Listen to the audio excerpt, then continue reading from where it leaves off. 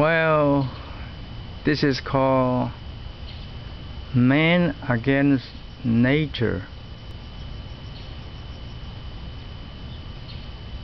I have an herbal plant. The name is called AVI, and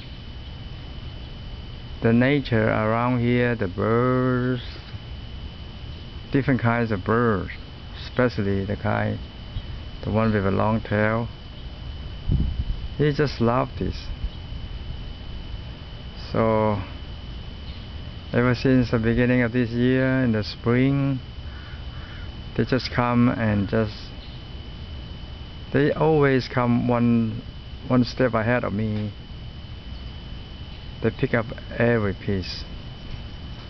So because the bird is part of the nature, so if I want to eat it, I have to do like this, protect my investment. But then the bee cannot get in. The bee comes to pollinate the flowers, but the bee cannot get in there. So this creates another problem. Well, I don't know. I will try and see what it is, what happened.